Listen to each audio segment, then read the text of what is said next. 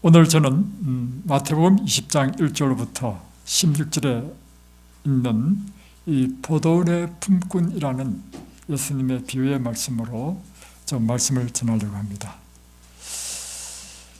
1절에 보면 천국은 마치 품꾼을 얻어 포도원에 들여보내려고 이른 아침에 나간 집주인과 같으니, 자, 이렇게 시작됩니다. 그가 하루에 한 데나리온씩 품꾼들과 약속하여 포도원에 들려보내고, 그러니까 이게 보면 이제 천국은 마치 이와 같다라고 했고, 이제 포도원에 품꾼을 들려보내는 그런 집주인과 같아 했습니다.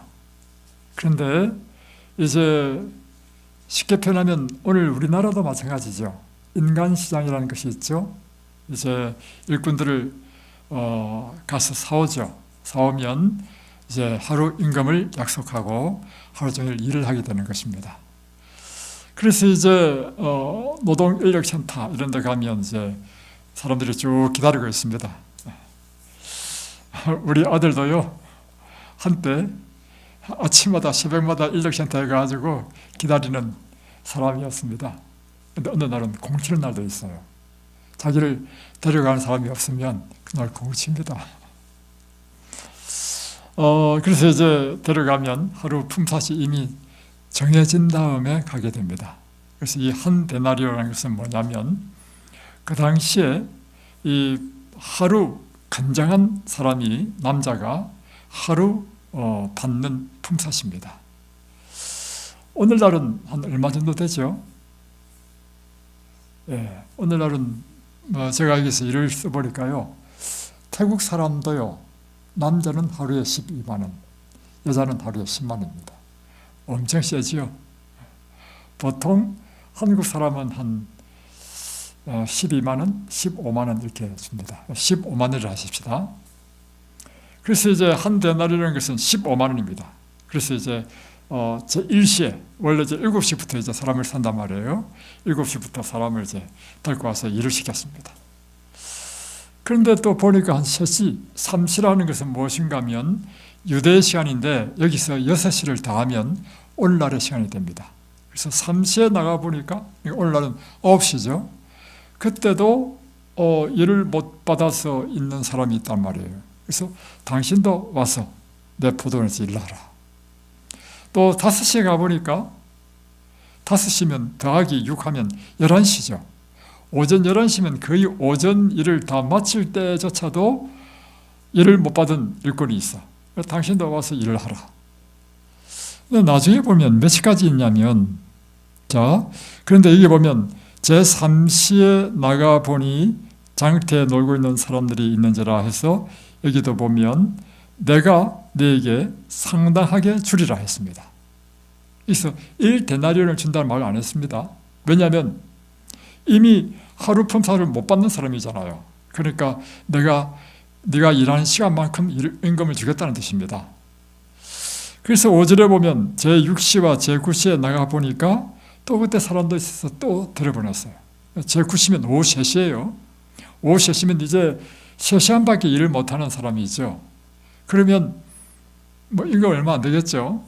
그런데 6절에 보면 제11시에도 나가보니 써있는 사람이 또 있는지라. 11시면 11 더하기 6하면 17시 되죠. 오후 5시입니다. 그러니까 불과 4시간밖에 일을 못해요. 1시간밖에 일을 못합니다.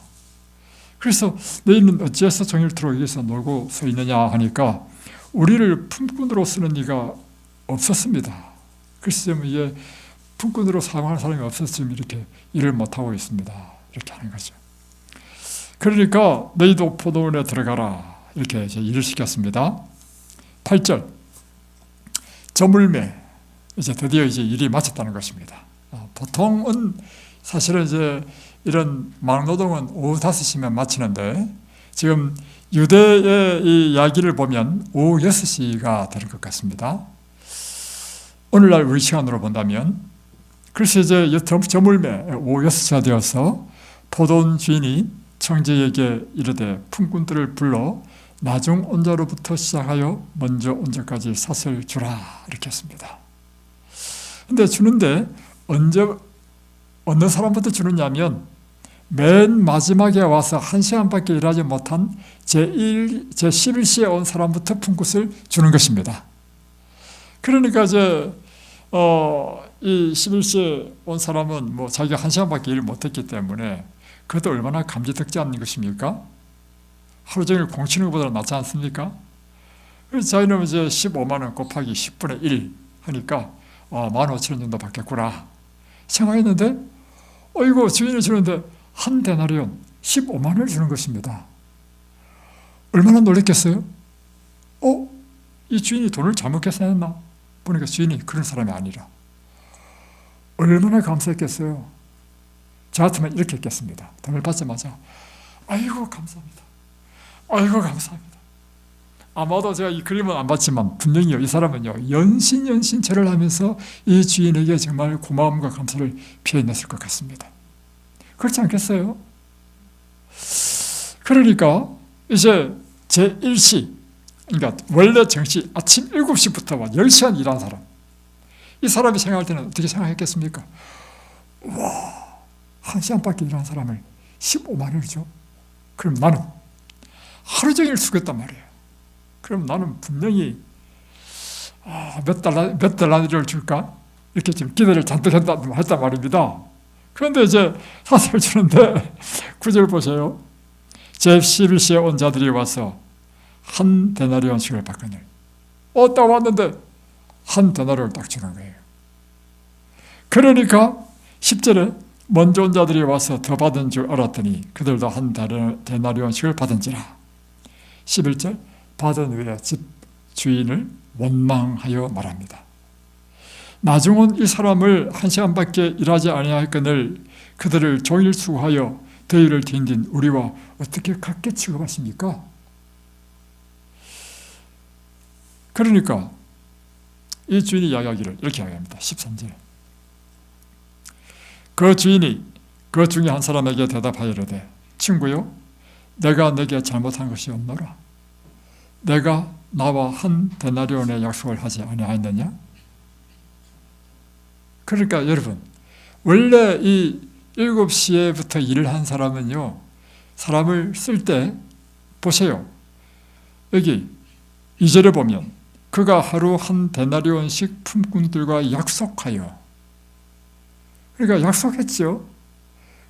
지금 이 주인의 처사는 공정합니까? 공정합니다. 왜냐하면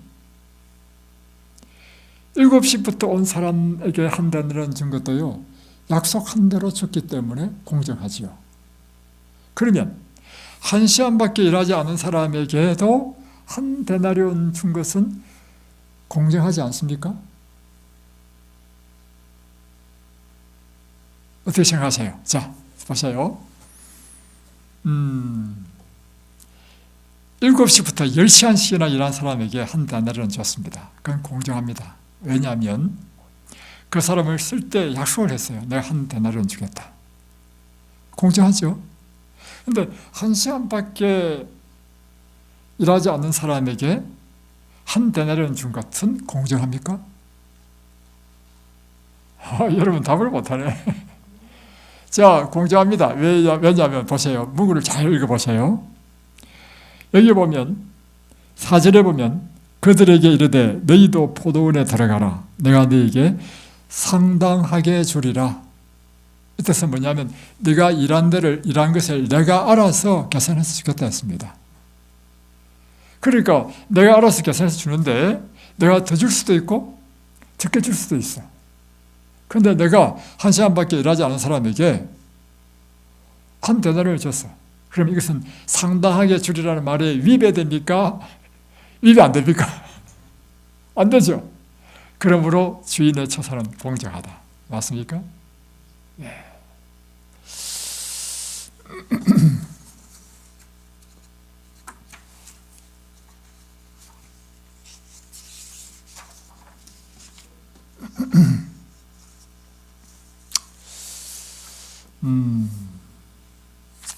여기서 이 천국의 이 지금 포도원의 비유에 나오는 이 주인은요, 사실 하나님을 표상합니다. 그리고 이 품꾼은요, 하나님을 믿고 이제 하나님의 백성이 된 사람을 이야기하는 것입니다. 그리고 1시부터 들어와서 일을 한 사람은 뭐냐면, 태어나 보니까 모태교인이야. 모태교인이 돼가지고 태어나면서부터 평생 하나님을 믿고 평생 그가 하나님의 율법대로 산다고, 이 세상에서 자기 욕망대로 못 살고, 쉽게 표현하면, 그리고 뭐 하나님의 율법대로 살기 위해서 이 세상 사람들이 즐기는 것도 뭐 안 하고, 특별히 재림교인 같은 교회는 먹고 싶은 것도 안 먹고 이 사람을 이야기하는 것입니다. 그리고 이제 11시에 온 이 일꾼은 어떤 사람이냐면, 매주막해 인생 70이 돼가지고, 그도 건강할 때는 자기 마음대로 살다가 하고 싶은 거 다 하고 나쁜 짓 다 하고 하다가 70쯤 돼가지고 병이 걸렸어. 병이 걸려가지고 이든벨리 오게 됐어. 이든벨리 와가지고 가만히 배워보니까, 내가 잘못 살았구나 깨닫게 되고, 내가 하나님을 믿어야 되겠다 생각해가지고 70이 다 넘어가지고 하나님을 믿게 된 사람, 그거를 지금 표상하는 것입니다. 그런데 하나님은 태어나면서부터 몇 해 태어나가지고 나쁜 짓 한 번도 안 하고, 아무도 안 할 수는 없겠지만 어떻게 하면 성실하게 살고, 그리고 뭐 이 세상에서 뭐 유행 따라 뭐 자기의 욕망 따라 살지도 않고 성실하게 신앙대로 산다고 절제하고, 이런 사람하고 정말 자기 마음대로 살다가 70이 돼가지고 어떻게 불에 거슬린 나무처럼 겨우 구원받은 사람하고 하나님께서 어떻게 취급하신다는 겁니까? 똑같이 취급한다는 것입니다. 그래서 이 보세요. 천국은 마치 이와 같다 하는 것입니다.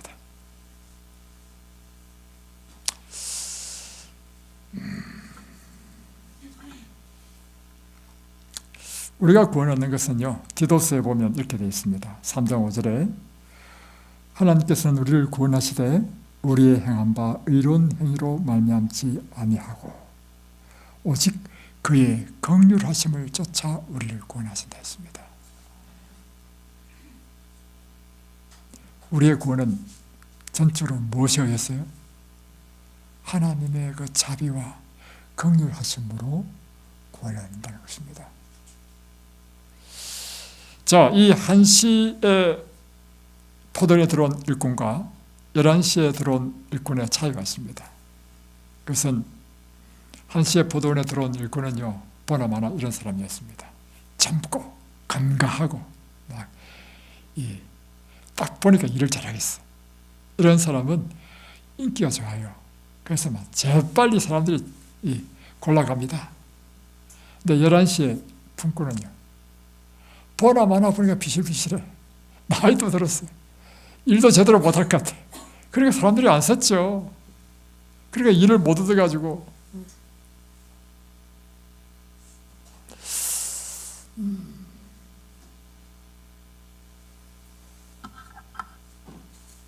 그런데 문제는 이것입니다. 11시 품꾼은요, 게으름 부린 사람도 아니었다는 것입니다. 빈둥빈둥 놓은 사람도 아니었고, 그런데 그를 써주는 사람이 없어서 일을 못했다는 것입니다. 하나님께서는 왜 11시 일꾼에게 그와 같이 후한 대접을 하셨는가? 그것은요, 일찍 들어와서 일을 한 사람도 똑같이 그가 부양해야 될 가족이 있고, 비록 몸이 아파가지고 사람들에게 착함을 받지 못해가지고 나중에 마음씨 좋은 주위를 만나가지고 1시간밖에 일하지 못한 사람도 그가 부양해야 될 가족은 똑같이 있는 것입니다. 그래서 주인이 생각할 때는 1시부터 와가지고 하루 종일 일한 사람도 한 데나리온을 받아야 되고, 이 한 데나리온은 기본적으로 한 가정이 살아갈 수 있는, 생계를 유지할 수 있는 비용이란 말이에요. 비록 한 시간밖에 일하지 못한 사람도 그 가족에게는 무엇이 필요하냐면 한 데나리온이 필요해. 얼마나 하나님은 자비로우신 분이십니까? 오늘 하나님께서 우리를 취급하실 때요, 이렇게 취급하신다는 것이 얼마나 우리에게 은혜가 넘치는 일입니까? 이 세상에 보십시오. 잘난 사람 많습니다. 똑똑한 사람 많습니다. 이 세상을 어떻게 취급하느냐면 사람의 잘남, 똑똑함, 젊음, 그의 일을 할 수 있는 능력에 비례해서 월급도 주고요. 그렇게 합니다. 그러다가 이제 실컷 써먹고는 나이 들면 뭐 시키냐면 리타이어, 다시 은퇴하십시오. 이게 이 세상에 사람을 다루는 방법입니다. 그런데 하나님께서는 어떻게 다루신다고요? 하나님께서는 그렇지 않다는 것입니다. 비록 늙고 힘없고 또 어떤 사람은 또 병약한 사람이 있어. 똑똑하지 못한 사람도 있어. 그러나 하나님께서는 모든 사람에게 무엇이 필요해요? 구원이 필요해. 그래서 하나님께서는 우리에게 구원을 주시되 어떻게 구원을 주시느냐 하면 그것이 어렵고 복잡하면요 아무나 구원 못 얻어. 그래서 하나님께서는 누구든지 구원을 얻을 수 있는 방법을 주셨는데 예수님 자신이, 하나님 자신이 구원을 이루시고는 그 구원을 그대로 믿는 자들은 누구든지 구원을 얻도록 하신 것입니다. 여기는요 잘난 사람, 못난 사람이 필요 없어요. 젊고 넓음이 필요 없고 누구든지 그분의 자비와 사랑을 믿기만 한다면 구원을 주시는, 이것이 오늘 하나님의 자비인 것입니다. 자, 이제 거꾸로 이제 뭘 보느냐면 이제 이렇게 봅시다. 11시에 들어와가지고 단 1시간밖에 일하지 못한 이 품꾼의 입장에서 한번 보십시다. 그럴 때요 이 품꾼은요 엄청 감사하죠. 자기를 불러주고 일 시킨 것만 하더라도 감사하죠. 그래서 비록 1시간밖에 일을 안 했지만 어떻게 했겠습니까? 정말 죽을 힘을 다해서 했을 것입니다. 그 마음에 감사가 넘쳐서 했을 것입니다. 그리고 이 사람은 이 은혜를 잊을 수가 없어. 주님만 그 사람만 생각하면 어떤 마음이 들겠습니까? 와, 그분 자비로우신 분. 그 마음에 무엇이냐면요 감사가 있고 감격이 있다는 것입니다. 그런데 1시부터 들어온 사람은요 임금 받을 때 그냥 어떻게 받으려냐면 떳떳해. 왜냐하면 나는 당연한 대가를 받는 거니까 허리 딱 펴고 떳떳하게 일 달라고 딱 줄 때도요 뭐 감사는 감사하지만 그렇게 감사하지는 않아. 감격도 없어. 당연한 내 일에 노동의 대가야. 그런 마음이 아니겠습니까? 왜냐하면 내가 그만큼 일을 했거든. 나는 당연히 받을 권리가 또 생각하는 거예요. 여러분 신앙인도요 2가지 부류의 신앙인이 있습니다. 왜냐하면 내가 마치 구원을 당연히 받아야 될 것처럼 생각하는 자기 의로 꽉 찬 사람이 있는가 하면 야 내가 어떻게 구원을 받았어. 와 이건 전적인 하나님 은혜네. 하나님만 생각하면 너무 감사합니다. 이런 11시 품꾼 같은 교인이 있다는 것입니다. 여러분. 자, 첫 번째 1시 교인에게는 무엇이었냐면요 감격이 없어요. 하나님께서 베푸신 것은요 그건 당연하지. 내가 주님을 위해서 얼마나 일을 했는데 나 뭐 안식일 교장도 하고요 나 뭐 선교장도 하고 뭐 방문도 따라다니고 교회 지을 때 내가 엄청 헌금했습니다. 이런 사람이 있습니다. 그런데 어떤 사람은요 하나님께서 나를 구원해 주신 것만 생각하면 눈물이 나는 사람이 있어요. 여러분은 어느 부류에 속한 사람입니까? 이 성경에 보니까 누가복음 18장에 보니까요 그 대표적인 2사람을 딱 비교해 줬습니다. 한 사람은 바리새인이고 한 사람은 세리였습니다. 2사람이 성전에 기도하러 갔어요. 갔는데 바리새인은요 어떻게 기도했냐면 머리를 딱 들고요 손을 크게 벌리고는 막 당당하게 기도하는 거야. 오 하나님, 나는 저기 있는 저 세례같이 토색 간음 불의를 행하지 아니하였습니다. 나는 일에 한 번씩 금식하고 철저하게 11조를 드렸습니다.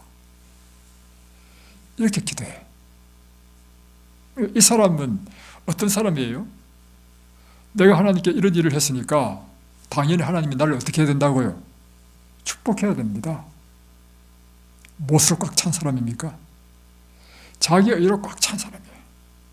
그래서 특별히 여러분, 재림교인이 가장 위험한 사람입니다.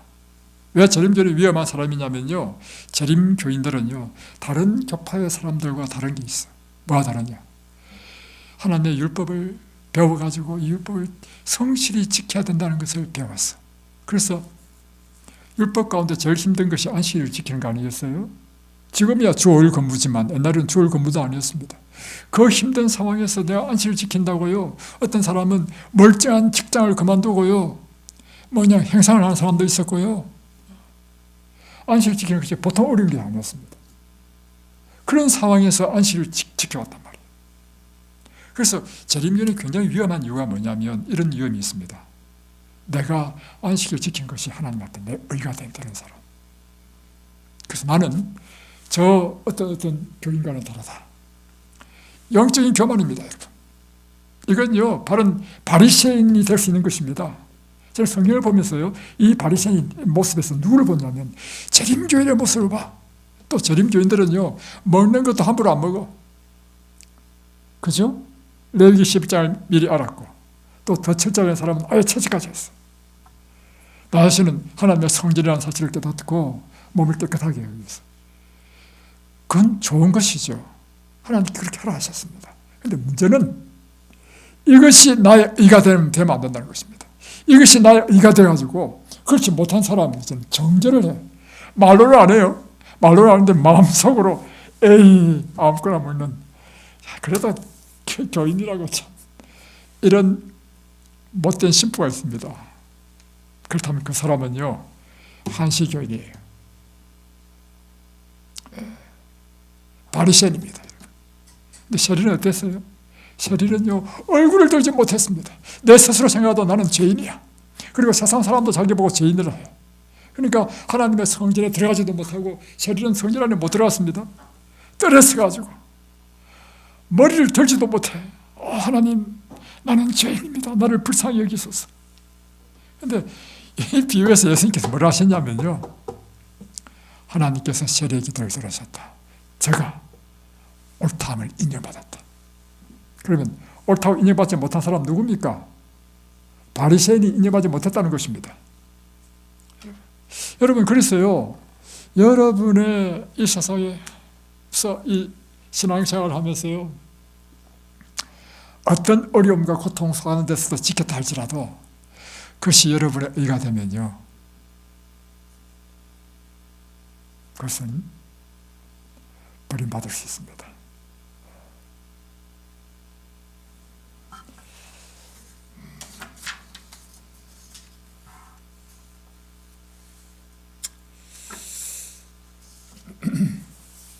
저는 성경 가운데 가룟 유다가 왜 버림받았는가? 가룟 유다가 버림받은 이유는요 그 마음속에 자만심이 있었습니다. 어떻게 생각했냐면 그는 내가 12제자 속에 들어오므로 12제자의 그 레벨이 올라갔다라고 생각한 사람이 가룟 유다였습니다. 자기 자신을 꽤 괜찮은 사람으로 여겼단 말이에요. 이런 정신이 나중에는 누구도 판단했냐면 예수님도 판단했어. 예수님 이렇게 하면 안 되는데, 이렇게 해야 되는데.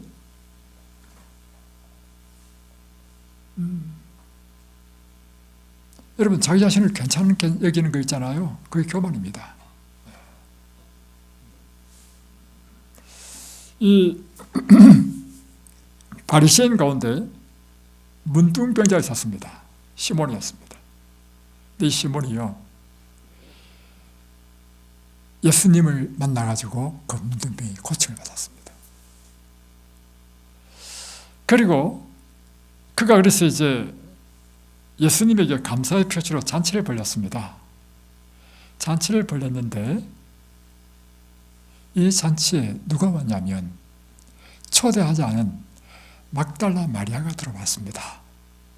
들어와서는 그의 전 재산을 팔아가지고 향유 옥합 엄청 비싼 것, 오늘날로 따지면 계산해보니까 한 3천만 원 돼. 거의 자기 전 재산을 다 팔았다 할 수 있는 거죠. 그걸 들어와가지고 또 사람에게 알리도 안 돼. 몰래 들어와가지고 향유옥합을 탁 깨트리니까 향기가 확 나잖아요. 온 자체의 사람들이 그 향기를 맡으면서 이열이 왔다. 이열이 좀 향유옥합을 깼다. 알게 된 거죠. 그걸 예수님의 머리에 붓고 다음에 밑에 내려서 무릎을 꿇고 발에 부으면서 자기 머리털로 예수님의 발을 씻으면서 하염없이 눈물을 흘리는 것입니다. 자, 그런데 이 모습을 지켜본 문둥병에서 나음을 입은 이 바리새인인 시몬이요, 마음에 어떻게 생각하냐면 내가 예수님이 메시아인 줄 알았는데 메시아가 아니네. 왜냐하면 지금 자기 발을 씻고 있는 저 여인이 얼마나 큰 죄인인지 예수님이 모르시네. 메시아라면 그걸 알 텐데. 그리고 바리새인의 율법에 의하면, 그들의 종교에 의하면 죄인은요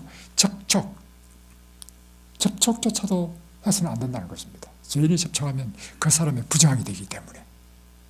그러니까 시몬의 생각에서는 어떤 생각이 들었냐면 예수님이 메시아 아니네. 그가 메시아였다면 지금 자기에게 지금 저렇게 하는 자가 죄인이라는 사실을 왜 모르실까? 그 마음에 뭐가 있어요? 첫 번째, 막달라 마리아는 죄인이라는 정죄를 하고 있는 거예요. 두 번째, 그것을 허락하는 예수님에 대하여 판단하고 있어요. 자, 그런데 이 시몬도요, 예수님으로부터 고침을 받았으니까 큰 은혜를 받았는 것입니까? 여러분, 문둥병에서 어떻게 나올 수 있습니까?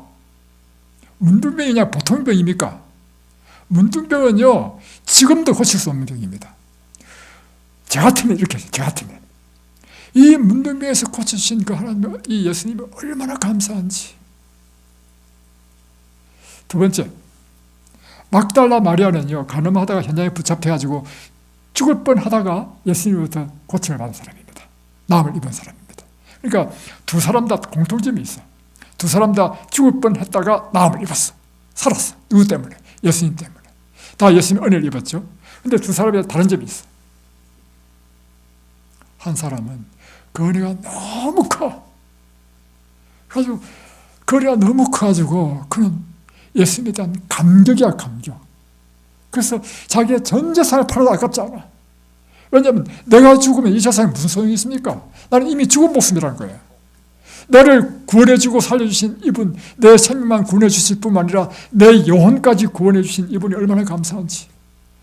그래서 막 그 감사가 속에서부터 넘쳐나니까 향유옥합을 부으면서 막 하염없이 눈물 흘리는 거라. 반면 똑같은 은혜를 받은 시몬은요 그런 감사가 없는 것입니다. 감격이 없어. 그러니까 시몬이 하는 것이 뭐냐면, 근데 사실은 시대 상황 보십시오. 이 막달라 마리아로 하여금요 타락의 길을 하게 한 장본인은 바로 시몬이었습니다. 이 막달라 마리아가 정말 꽃다운 나이 때 이 시몬이 친척관계가 이 여인을 유혹해가지고 성폭행한 거예요. 그로부터 신체가 망쳐진 막달라 마리아는 그 동네에 살 수 없어가지고 다른 데로 갔어. 다른 데 간 동네가 막달라야. 그래서 막달라 마리아가 된 거예요. 사실은 이 여인의 죄인이 된 원인은 누구한테 있습니까? 그런데 지금 시몬이 뭘 하고 있어요? 정죄하고 있어요. 여러분, 신앙을 잘못하면 이렇게 됩니다. 왜 정죄하지요? 나는 어렵다는 거야. 누구보다도 더. 막달라 마리아보다 더 어렵다는 생각을 하고 있는 것입니다.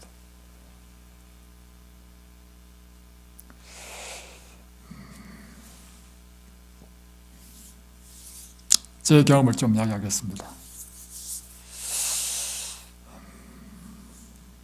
저 역시요 예수님을 참 사랑했습니다.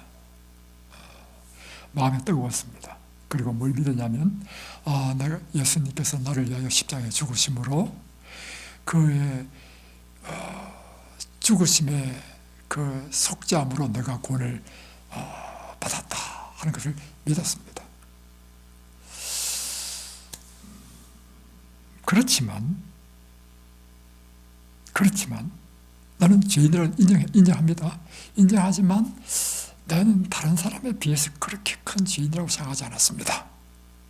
하나님 믿고 난 이외에도요. 왜냐? 사람마다 경험이 다 다른데 저는 어릴 때부터요 순종적이었습니다. 그래서 부모님 말씀 잘 듣고 학교 가면 선생님 말씀 잘 듣고 또 같은 또래 청년들 저 군대 딱 가보니까 와 애들이 진짜 그렇더구만. 나는 체질적으로 그렇게 못하겠더구만. 그래서 저는 어떻게 생각했냐면 죄는 죄인인데 내 속으로 하나님 앞에 죄는 죄인인데 다른 사람보다는 좀 낫다는 생각을 가졌습니다. 자, 그런데요 제가 지금으로부터 30년 전이었습니다. 7박 8일로요 특별히 예수님의 십자가만 집중적으로 명상하고 기도하는 집회에 가게 되었습니다.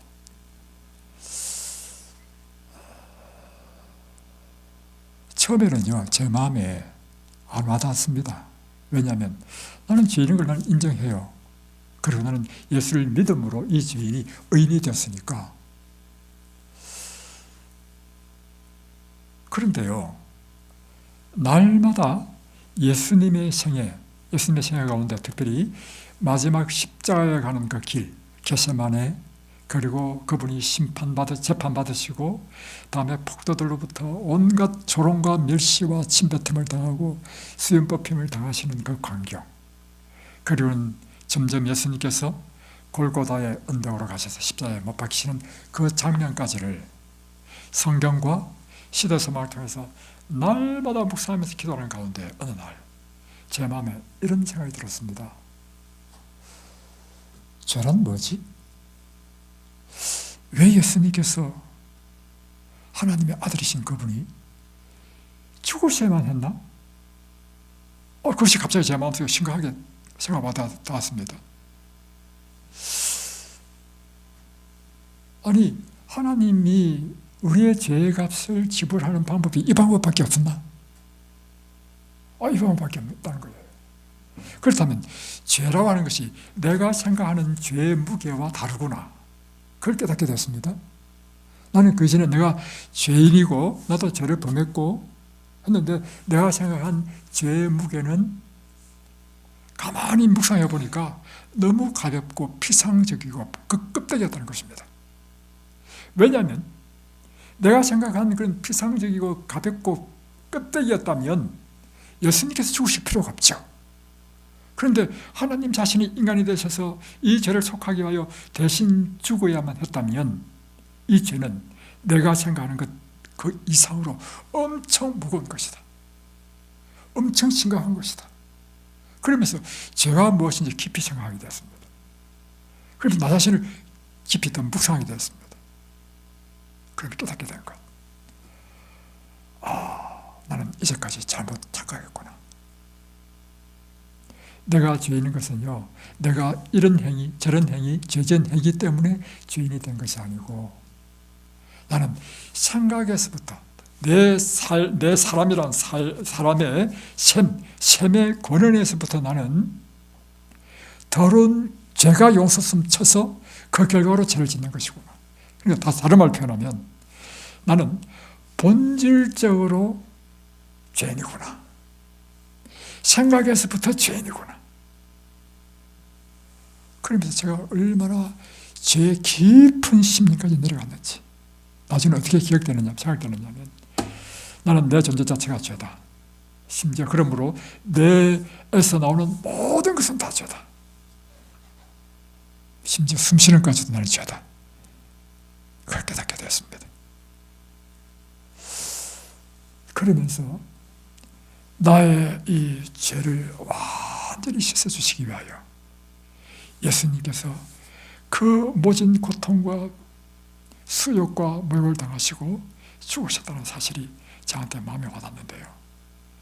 그때부터 하나님의 사랑이 그 은혜가 얼마나 큰지. 그때부터 저에게 이상한 일이 났는데요. 눈에서 눈물이 나기 시작하는데 그치질 않는 거예요. 막 폭포수처럼 눈물이 쏟아져. 야, 이건 멈출 수가 없어. 나중에 부끄러워가지고, 사람들이 많았거든. 부끄러워가지고 이건 내가 억제할 수 없는 눈물이야. 그래서 나중에 막 이렇게 가렸습니다. 그 다음부터 일어난 일이 뭐냐면요, 저는 예수님 하면요 눈에서 눈물이 픽 돌고, 십자가 하면요 내 마음이 뭉클하고 막 눈물이 흘러. 그리고 그 다음 일어난 일이 있는데 뭐냐면요, 나는 100% 죄인이다. 나한테는 의가 단 하나도 없다. 심지어 제가 주님을 위하여 뭐 교회를 개척하고 뭐 사람들 영혼을 구원하고 또 교회 짓는데 내가 엄청나게 헌금하고 내 안식을 지키기 위해서 막 그런 걸 했다 할지라도 이 모든 것이 내가 하나님 앞에 내세울 공로는 단 1%도 안 된다. 나는 완전 0%다. 내 그 같은 그 모든 어떤 행위라도 할지라도 그것은 하나님 앞에 내가 자랑할 수 있는 것이 단 하나도 없다. 나는 전적으로 100% 하나님의 은혜로 인해서 구원받은 존재다. 이걸 딱 경험하고 나니까요, 그 다음부터 저한테 일어난 일이 뭐냐면, 사람이 너무너무 겸손해져. 그러면서요, 이 나에게 주어진 모든 것이 100% 하나님 은혜예요. 그러니까 모든 것에 대한 감사예요. 그리고 제가 그때로부터요, 제가 무엇을 하든지 저는 열정적으로 살았습니다. 하나님의 사별하면 열정적으로 일했습니다. 제 별명이 불도저였습니다. 그럼에도 불구하고 저는요, 그 어떤 것도 하나님 앞에 결코 자랑할 것이 없는, 그것이 오늘 제 신앙이 되었습니다. 여러분, 그래서 신앙은 감격입니다.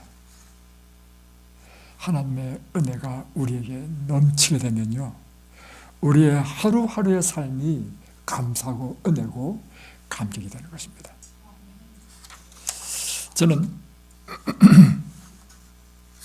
그런데 한 가지 더, 이렇게 하니까요, 이 십자가의 경험을 하고 난 다음에 저한테 일어난 일이 있습니다. 놀라운 하나님의 능력이 저한테 임하는 거예요. 그때로부터 하나님께서 인도하시는데, 말씀을 가르치는 일로 인도하시는데요, 말씀을 가르치니까 사람이 회개를 해. 그리고 하나님께서 놀라운 역사를 행하셔. 이야, 그래서 깨달은 게 있습니다.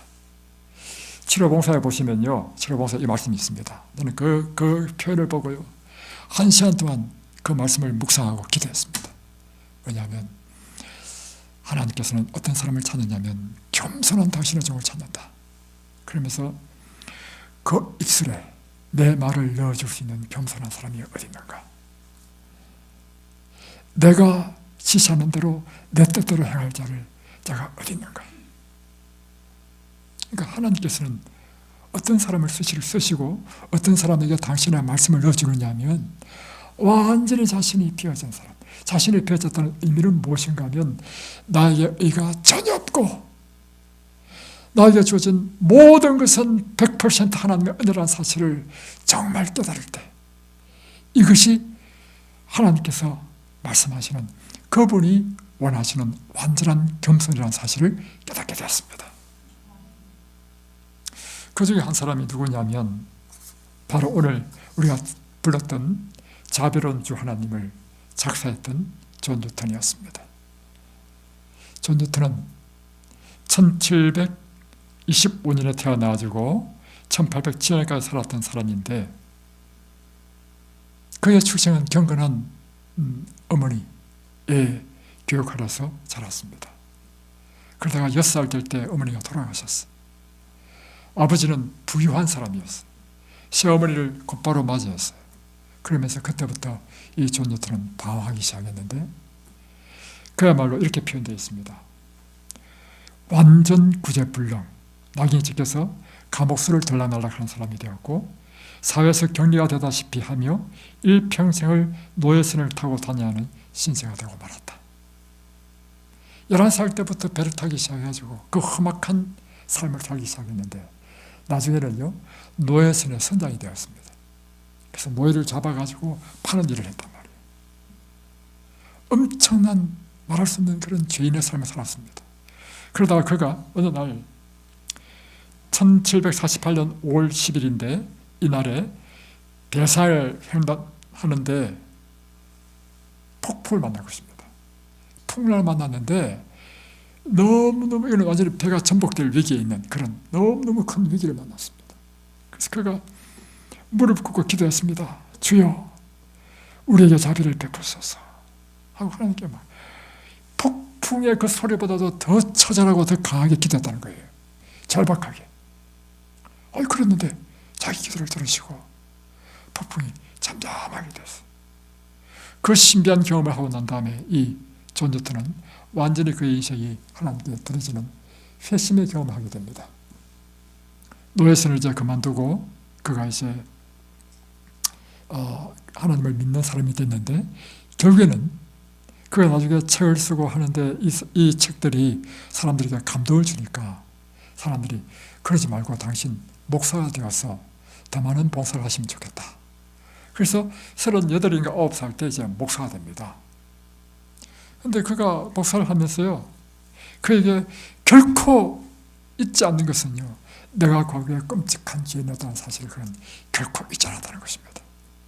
그런 평생 나는 전적인 하나님의 은혜 안에 사는 사람이라는 것을 결코 잊지 않았다는 사실입니다. 그런 그가 큰 죄인을 구원해 주신 하나님, 거기다가 목사가 되게 해주신 하나님의 은혜에 늘 감격하며 그의 은혜를 평생 잊지 않았다. 그리고 그가 한 말입니다. 내가 다른 것을 다 잊어버린다 할지라도 결코 잊어버릴 수 없는 것이 두 가지가 있는데, 한 가지는 내가 과거에 엄청난 죄인이었다는 사실과, 또 한 가지는 그럼에도 불구하고 하나님은 나를 버리지 아니하시고 불쌍히 여기사 예수 그리스도로 말미암아 나를 구원해 주셨다는 사실입니다.